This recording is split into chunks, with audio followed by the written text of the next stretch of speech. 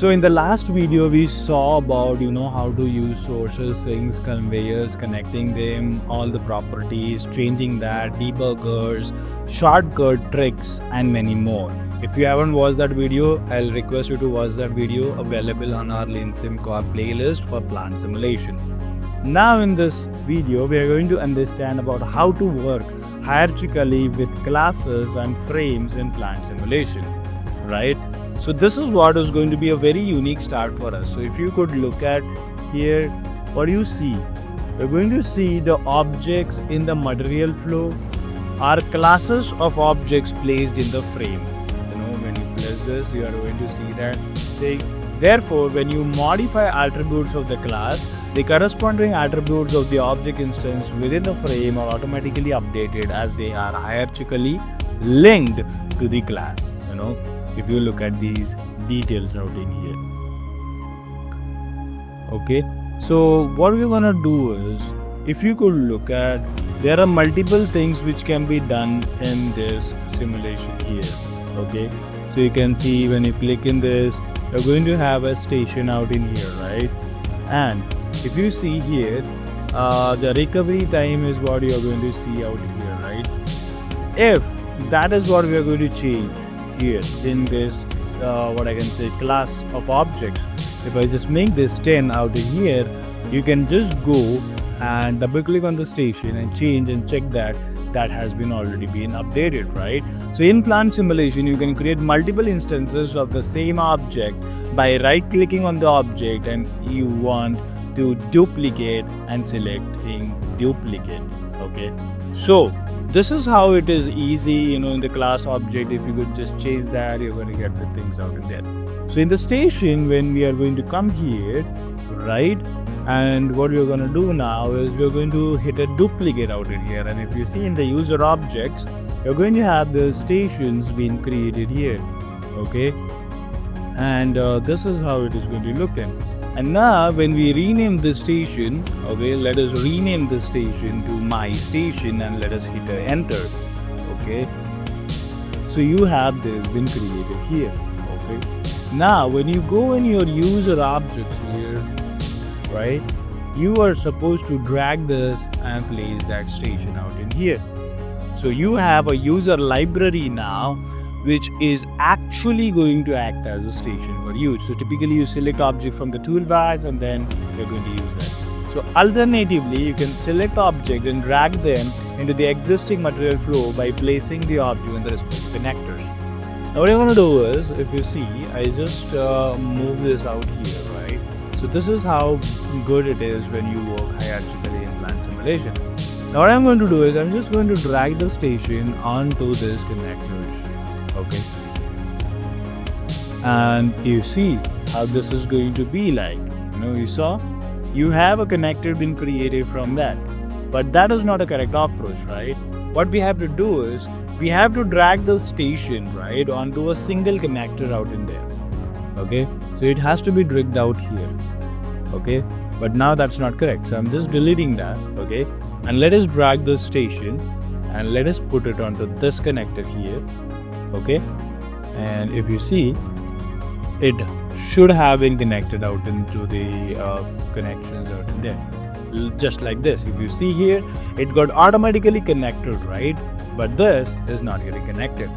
Now there might be a reason that our placement is not correct, right, and stuff like that. So I'm just deleting that again, and let us try adding that again if possible. All right, and I just place that, and it should have been placed, but it is not working as of now.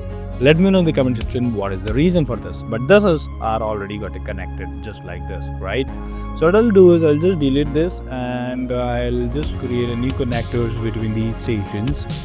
Okay, so we have that bead connected, so I connect here and then from here, so we have a sync here, right? Now as a result, object directly got connected to the connectors as we mentioned in, like as we placed out in that there. This is how it has to be working out. So we have these two stations being placed out here, right? Now we are going to change the attribute processing time to 35 seconds in my station. Okay, so what we go do is we are going to double click onto our user thing, and what we're going to do is we are going to change this to 35 seconds here. Okay, and I hope the moment I change that to 35, these got changed here as well. This is 10 itself, and this is 35, right? So the moment you change the data in your user library, user object, which we just created as my station, the timings are automatically changed for all of your stations being used there, right? So this is the benefit of using hierarchical modeling in plantsim. Now as you can see, as we change the time there, it got changed to multiple stations, but it did not got changed to this station because it is an independent station, right? Here it is not getting changed, right?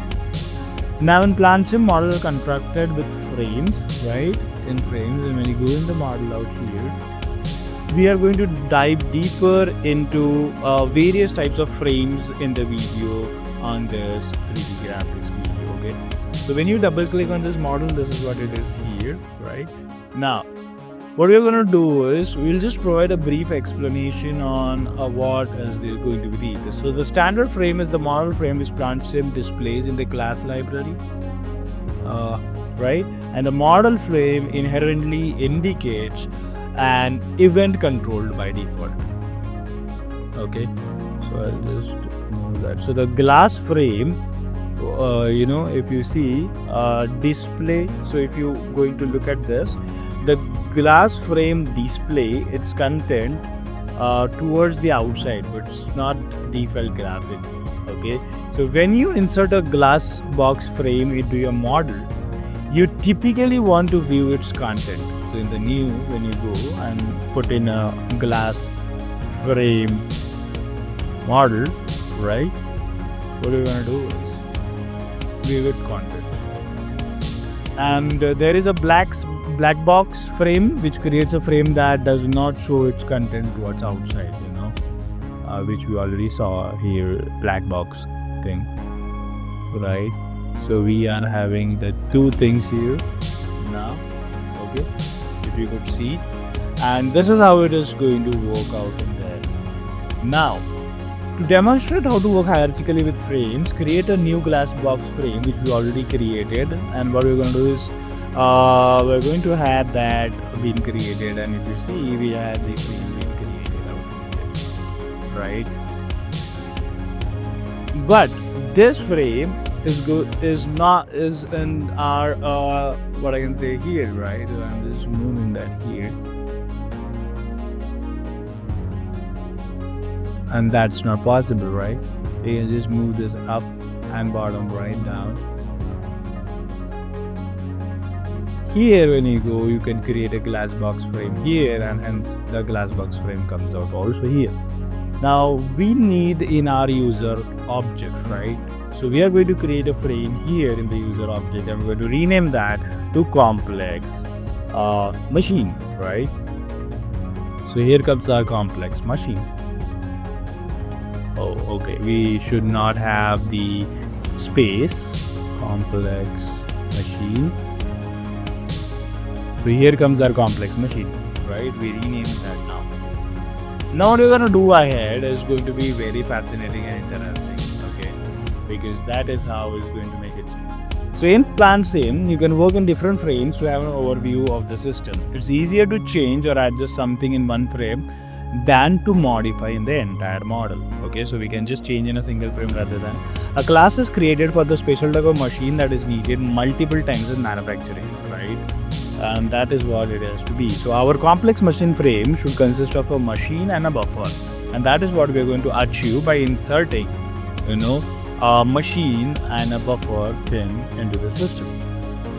Alright, so let me just add a buffer, right? And we are going to have a station. We're going to have a station. Right? Let us have this way here. We have a machine and we have a station. Okay. Now, before we insert our complex machine frame into our model, let us make some adjustments, right? So I'll just go here. I'll just close this for now. Okay. And what we're gonna do is, we are just going to delete all these machines which we just created. Okay.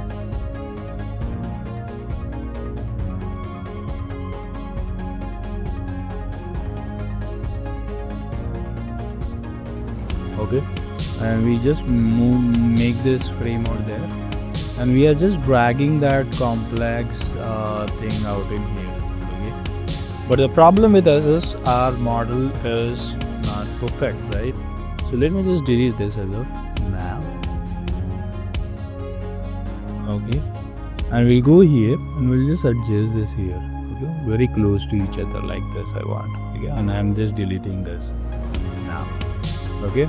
And going back now, what I'm going to do is, let us add these things into our system which we just created, right? The complex machine thing. I'm just dragging that one out here, and then from control I can copy paste that, right? So here comes my other set of things. Now let us make the connections out in there by controlling, right?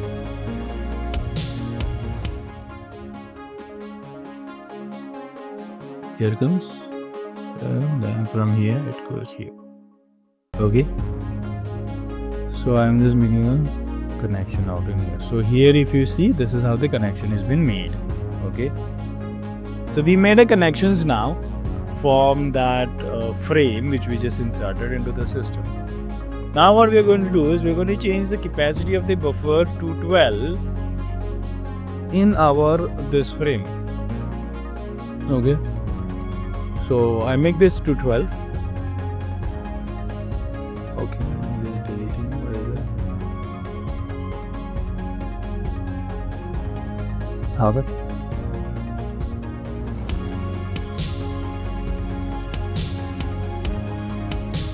Okay. So now what we're going to do is, we are going to basically add these regions out in here. So if you see, we change the capacity of the buffer here to 12. Let us see what the thing is going to be there. Okay. So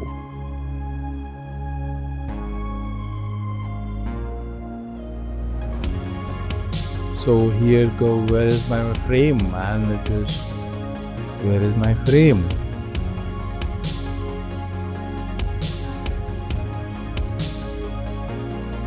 My 3D stations, where is it? Where is my model? Here is my model, right? So here comes my model, and then we have this as another frame. I'll just place that here. Okay. So I'll just go into the model. I'll delete that as of now. Okay. So we change the capacity here, and we are supposed to see now what are the changes going to happen here. Now we're going to right click on the buffer, right? And then we are going to go to the complex machine buffer, okay, here.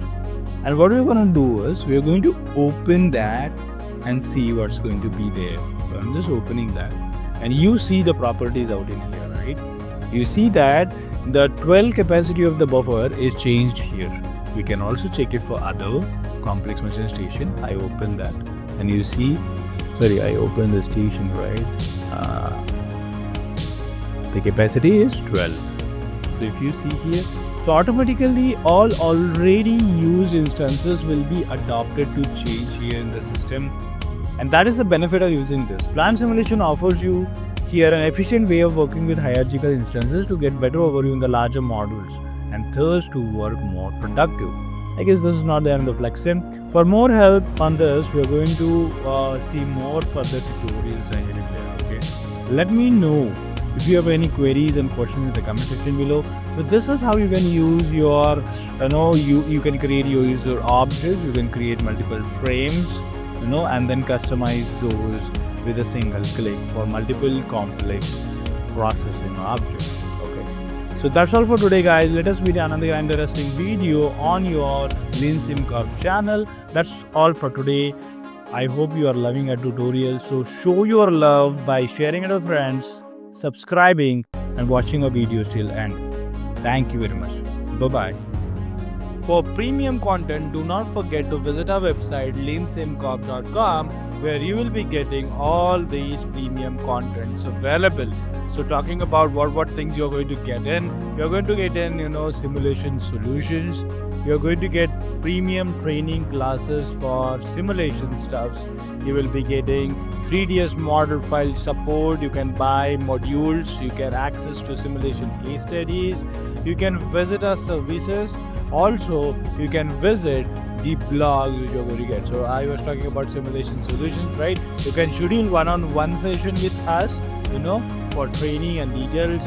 You can access our digital assets like learning center. Okay, so here comes the booking online requirement. Talking about training classes, you can access premium training classes. Once you are going to purchase our subscriptions, you will be able to access our training classes which are listed out here, and these are continuously getting upgraded, guys. Talking about blogs, here we bring in blogs from travel experiences, health, devotionals, like industrial engineering, personality development, simulation tech, and lot more interesting and exciting. So do not forget to visit our website leansimcorp.com for premium content, blogs, and lots more.